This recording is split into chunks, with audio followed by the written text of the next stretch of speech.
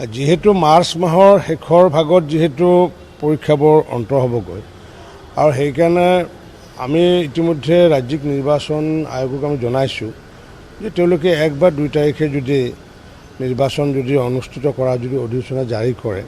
আৰু তেতিয়াহ'লে আমি দেখা পাওঁ যে এমাহৰ যেহেতু সময় লাগে 30 এপ্ৰিলৰ আগে আগে নিৰ্বাচন অনুষ্ঠিত হ'ব বুলি আমি আশা ৰাখিছোঁ আৰু ইতিমধ্যে দলে যি দায়িত্ব প্ৰদান কৰিছিলে পঞ্চায়ত নিৰ্বাচন সন্দৰ্ভত আমাৰ প্ৰত্যেকগৰাকী মন্ত্ৰীক বা জ্যেষ্ঠ কাৰ্যকৰ্তাক জিলা হিচাপে দায়িত্ব অৰ্পণ কৰিছিলে তেনেকুৱাকৈ মোকো দায়িত্ব অৰ্পণ কৰিছিলে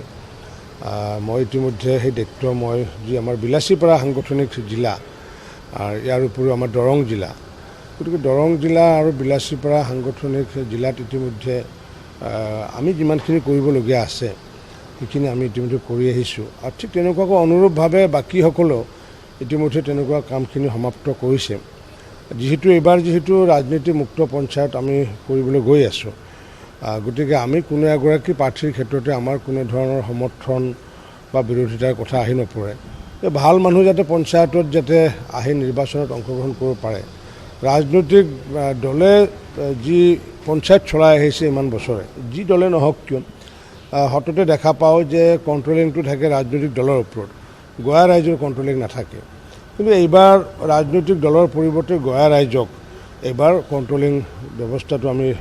তুলি দিছোঁ গয়া ৰাইজে নিশ্চিত ওপৰত ভাল ব্যক্তিক নিৰ্বাচিত কৰি গাঁও পঞ্চায়ত যাতে চলাব পাৰে তাৰ কাৰণে আমি প্ৰকৃত অৰ্থত যি আমাৰ যি ক্ষমতাৰ বিকেন্দ্ৰীকৰণ এইবাৰহে মই ভাবোঁ ক্ষমতাৰ বিকেন্দ্ৰীকৰণৰ চূড়ান্ত ৰূপটো পাব ইমান দিনে ক্ষমতাৰ বিকেন্দ্ৰীকৰণ আছিল যদিও নেপথ্যত ৰাজনৈতিক দল আছিলে সেয়া বিজেপি হওক এজিপি হওক কংগ্ৰেছে হওক UDF হওক যি দলে নহওক কিয় কিন্তু এইবাৰ মই ভাবোঁ যে সম্পূৰ্ণ ৰাজনীতিমুক্ত পঞ্চায়ত হ'বলৈ গৈ আছে আৰু ভাল মানুহ নিৰ্বাচিত হৈ আহিব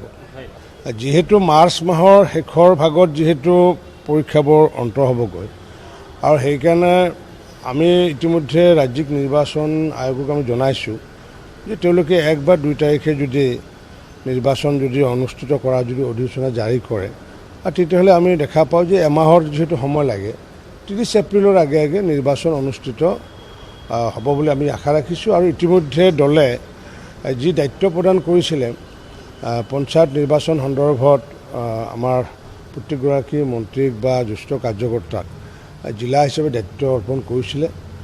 তেনেকুৱাকৈ মোকো দায়িত্ব অৰ্পণ কৰিছিলে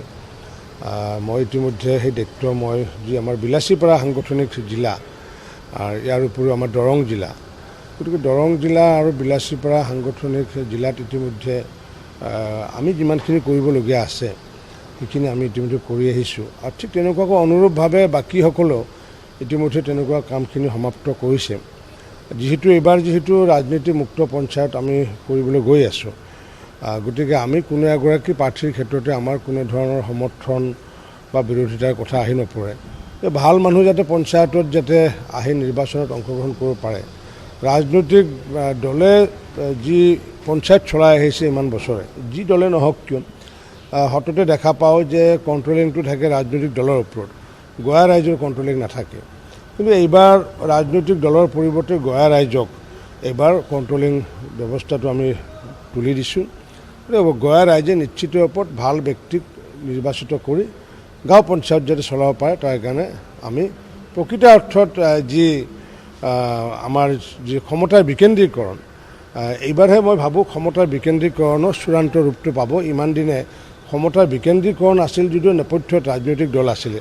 সেয়া বিজেপি হওক এজিপি হওক কংগ্ৰেছে হওক UDF হওক যি দলে নহওক কিয় কিন্তু এইবাৰ